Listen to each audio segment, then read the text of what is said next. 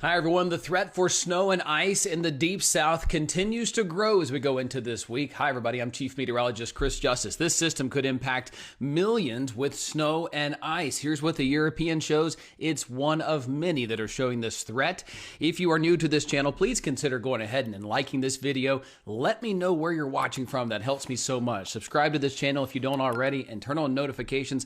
All of us here at WYFF News 4 are going to keep you posted when it comes to severe weather, and especially this time of the year, the chance for wintry weather. So let's back up and talk about system number one that's moving in tonight. You can see on my monitors to either side of me here, we've got snow moving into western North Carolina. It's going to change over to ice as we go into the overnight hours, but a blockbuster ice event, unfortunately, unfolding right now for many states in the United States. And we've got to watch this one closely because this is what opens the door for more to come later this week. Millions under winter storm warnings. We've got blizzard warnings back here toward Kansas. This is a big time blockbuster system, and unfortunately, this is one of two, at least, that will impact the United States this week. There's also a severe concern down here toward Arkansas, Louisiana, East Texas.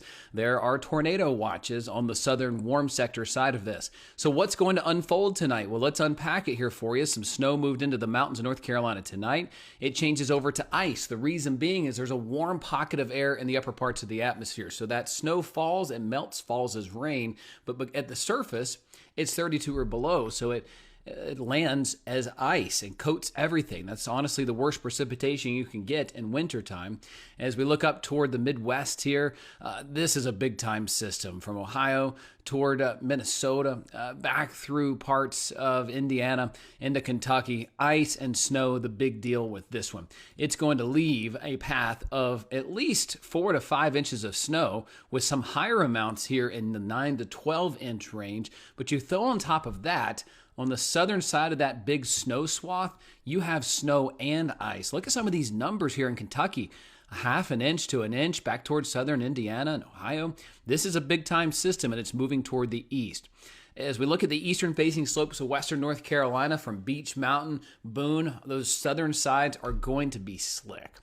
Now, it's not too early to turn our attention to the one you're probably tuning in for, which is the possibility of more widespread snow and ice moving into the latter half of this week. And we've got a new outlook here from the Weather Prediction Center, which now has a more advanced look for frozen precipitation. This would be an inch or more of liquid equivalent of snow or ice. So the possibility is growing, and these threats are time-based. So now that we're 5 days out, it's not that so there's a 30% chance to a 50% chance of ice or snow in these areas, including the upstate of South Carolina. It's saying that based on the time frame that we're at, here's what's happening. And being that we're 5 days out, that's a pretty good threat, unfortunately. That's a pretty severe threat. Let's map it out for you. So first system comes through, cools us down. It's about to get very cold this week. Tuesday, Wednesday, Thursday, kind of the setting the stage time frame. Highs are going to be in the 30s to around 40 in most communities along the I-85 corridor. It's going to be very cold towards central Florida. Many of you have seen some of the numbers coming out of Florida for Disney World. We're talking 30s. It's going to be very cold in Sarasota, Tampa, Panhandle of Florida, like Panama City Beach, Destin. Now we await, now that we know it's cold, we await the system to come our way, which the models have been hinting in some form or fashion I've been telling you about for a week now. Here we are Friday mid-morning. This European model shows light snow developing across the upstate of South Carolina, North Georgia, and western North Carolina. It brings in more moisture, just not a lot. Notice how the low is rather weak. It's a 10-12 low. My general rule of thumb is anything above 1,000, that would be a weaker low. A higher pressure is a weaker low pressure. Does that make sense? So it's a weaker system the higher that number is. If it's above 1,000, it has a hard time sending back a ton of moisture into this dry, cold air. Nonetheless, it does on this model, and it shows that 10-12 low, possibly becoming a 1,008 millibar low off the coast of South Carolina, and then it kind of spits it out. Even though that is a weaker solution of our three most reliable computer models, it still paints out about 1 inch of snow in Anderson, Abbeville, Greenwood. It paints about 1 to 2 inches of snow along the I-85 corridor, 2 to 4 inches from I-85 into the northern parts of the upstate, including Charlotte, including Atlanta. Then you get up into the mountains where Hendersonville northbound would see 3 to 5 inches. And again, this is the weaker, more subdued low pressure system of our three most reliable computer models. It does not show as much ice on the European model today. Let's just scrub that through. This is the first ice event coming through tonight. Then you add in a little glaze, 1/10 of an inch on top of some snow. That would be messy, but not the blockbuster ice event that the European showed yesterday or that the GFS model shows today. So let's just dig in deeper because, folks, as a meteorologist that is responsible, and I have to do that on TV and on social media, just like I would if I were on the 6 o'clock broadcast tonight. I'm not just going to go and say it's going to snow. Anybody can tell you that. But a deeper dive tells me that out of 51 different runs of our European model, almost every single one of them shows snow in some form or fashion in the upstate. The average is sitting at about 1.5 inches. Being that we're 5 days out, that's a pretty decent, it's basically saying 45 out of 50 of these models are showing that the ground will be covered by Friday night into Saturday morning. How about the probability? If you're a different person and want to see kind of things laid out in a different kind of way, let me show you your key. This shows you that in this light blue to light green, sits somewhere in this 40% range. So the European model showing, being that we're 5 days out, we're going to go and throw out a 40% chance of snow or ice that will coat the ground in excess of an inch. Okay, that jumps up to a 100% chance, Asheville northbound, and certainly here for the Midwest. So that's the Europeans' depiction. How about the American model? I don't just show you one model that's going to show you the most threatening. I dive into all of them. And if you appreciate that, please consider liking this video and subscribing.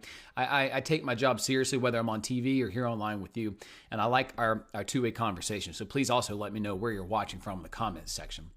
GFS has another low pressure coming our way. It's stronger off the bat. You can see a 1,005 millibar low pressure system.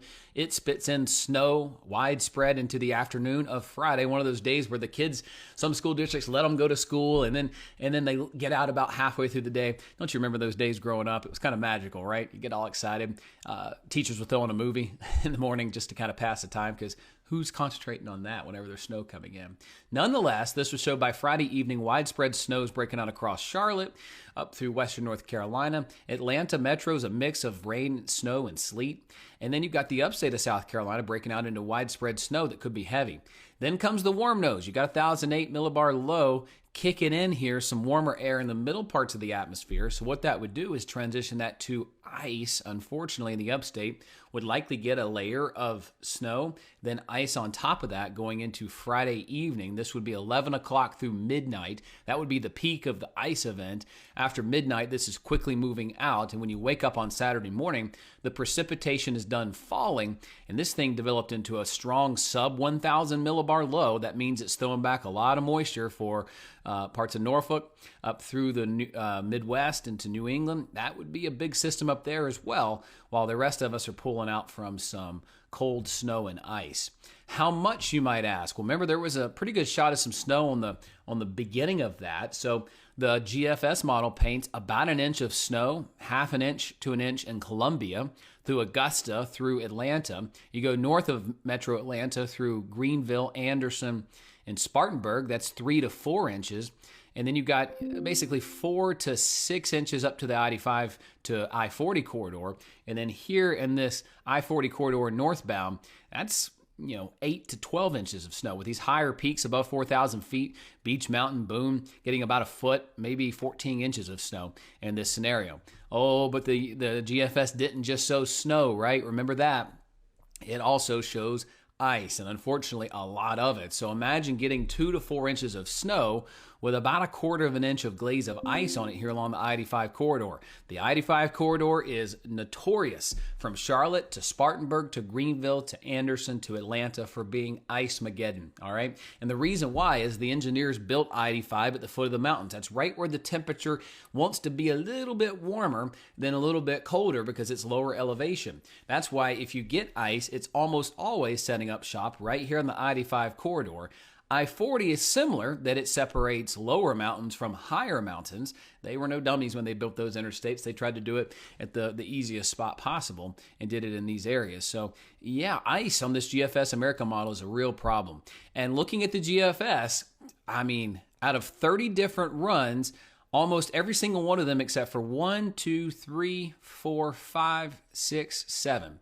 So 23 out of 30 show some sort of measurable snow in the upstate. That is a big uptick from yesterday, being that we're 5 days out. Okay, so GFS has trended up. How about the Canadian? It's a little bit of an outlier here on timing alone. It has this kind of miss in the phase. This trough dips in, the low doesn't catch up with it, so it's kind of lost here in the Gulf. But it brings in ice coming into Saturday night, Sunday. It's about 24 hours delayed from its two companions, the GFS and the American, but it paints a lot of ice and very little snow. You see the snow is reserved for the extreme high peaks, 4,000, 5,000 feet up toward Beech Mountain, Boone, Banner Elk, but it does show quite a bit of ice in these areas. Half an inch of ice in metro Atlanta, spits out quite a bit here for the upstate as well. And then back through Tennessee, northern Alabama, northern Mississippi, that would be a lot of ice as well. Out of all of its runs, we have 20 different varieties or brands of the Canadian model. Roughly half of them show measurable snow. So what I'm trying to show you here is that the ensembles, or the average of all the Canadians, don't necessarily agree with the timing one of this being Saturday night, Sunday, but also they don't agree with it being necessarily all ice. So a lot to watch here, including the current snowpack. We've got an ongoing winter storm that's going to coat a lot of the Midwest through Oklahoma with ice and snow. That means as cold air moves in from Canada this week, that travels over frozen terrain. Much like going on a road trip, if you put ice in your cooler, it's going to keep those objects in the cooler longer, right? If you didn't have that ice or snow, that object in the cooler, whatever it might be, might get warmer, or will get warmer more quickly. So when we get all this snowpack, the models are not assuming there's snowpack at all right now. So I think the depth of the colder air may be something that's a little bit underdone on the models, and that's something we need to look out for. So typically speaking, this is kind of the last thing I want to show you is the nerding outside of this. A Miller A type system would be a blockbuster snow for Atlanta, Greenville, Spartanburg, Anderson, Charlotte, up through Boone. Raleigh would be a mix of rain and snow, the triad. Then you go up through the Midwest. This would be a big time nor'easter type system. And that could come our way as we move forward. What we have to watch out for is if this tries to become a Miller B. There are basically two distinct type of winter storms. And a Miller B is what you probably saw the European trying to hint at. Piece of energy comes through, dies off, shifts to the coast, and you get this little one that develops here and gets stronger as it goes north. The Canadian model also showed this. The first system rolls through, kind of gets lost, and you get this little weaker system to come up. So Miller B would be more of a 50-50 chance of snow or ice in these trouble spots of the I-85 corridor. Miller A would be a big time system. There's also a reinforcing high locking in that cold air that would reiterate that. So folks, again, if you're new to this channel and you are just now tuning in and trying to figure out what it's going to do in your neck of the woods this week, fear no more. We will keep you posted around the clock as we move forward here. And I hope that you'll trust me with your forecast. If you don't already subscribe to this channel, please like this video, comment with where you're watching from, and turn on notifications, because as we get closer, this system is going to change. It is going to change quite a bit, and I want you to be prepared for it. Our team at WYFF News 4 works diligently to make sure that you are aware of what's coming your way. And I love this platform that we have online to be able to discuss this deeper. So simply put, a high impact winter storm on the way for the Midwest tonight into tomorrow. And then Thursday night, Friday, Saturday, I'm giving you kind of a buffer there. Another system could move in and impact millions across the South with the first winter weather threat that we've had in 3 years, almost to the date, okay? So we'll have to watch that very closely. January 2022 is the last time anybody in Greenville, Spartanburg, Anderson had a flake of snow or a sleet pellet or a freezing rain event. So we are due, that is for sure, and I will keep you posted, folks. Have a good day.